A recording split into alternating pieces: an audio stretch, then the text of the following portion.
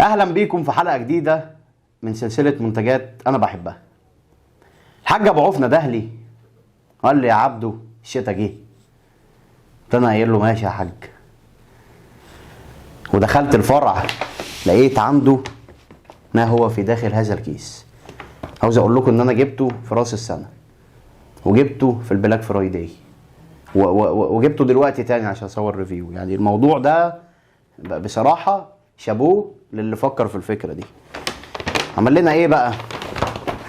عمل لنا هذا البندل العظيم. ايه بقى الحدوته دي؟ بتقول ايه؟ هم جم كده فكروا ناس ايه ممكن تشرب ايه في السقعه اللي احنا فيها دي، وجمعوا لنا 3 مشروبات دول في بندل، بس بجد بريميوم جدا يعني. والجامد في الموضوع ان انت ممكن تاخد الحاجات دي هديه بقى. عارف انت اللي هو ايه، زهقنا كنافه وبسبوسه ورايحين جايين حلويات، تدخل باكياس فاكهه. لا لا، ايه، خش على الحاج ابو عوف وايه وهدي واتكل على الله. موديانا فين بقى هذه الكرتونه العظيمه؟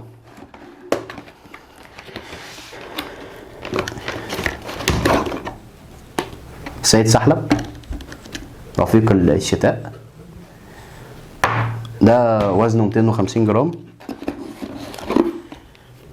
الناس اللي بتعمل دايت، كاكاو خام وروش. احنا كده عندنا سيد سحلب ومين وهذا الكاكاو الخام. دايت بقى وبتاع، عارف انت، مفيش سكر والحاجات دي، فايه مع سكيمد ميلك مع شويه ستيفيا ومش هتخس. والهوت شوكليت بقى بتاع الناس اللي بتتخن زي حبايبي دول. ايوه هو ده بقى. بص بقى احنا ايه، سيبنا من ده بقى. يعني انا انبهرت بصراحه.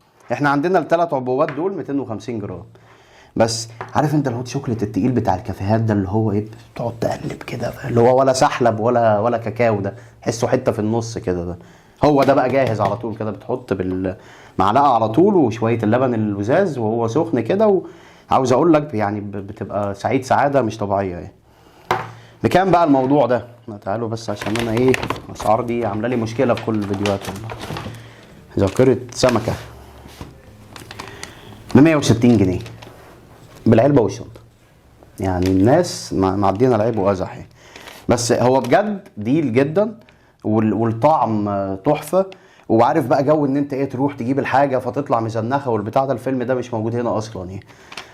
وده اللي مخليني يمكن عاجبني وعمال كل شويه اجيبه، لان هو الطعم جدا بجد حلو ايه.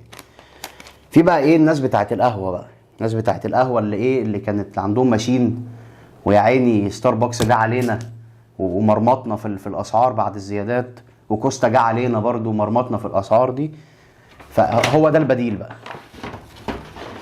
وما تفكرش تجيب طعم تاني يعني، ما تجيبش حاجه تاني من ابو عوف الا دي، هي دي حلوه قوي. ده بن اسبريسو كولومبي. يعني بص، هو 90% ستاربكس بجد، وطعمه تحفه.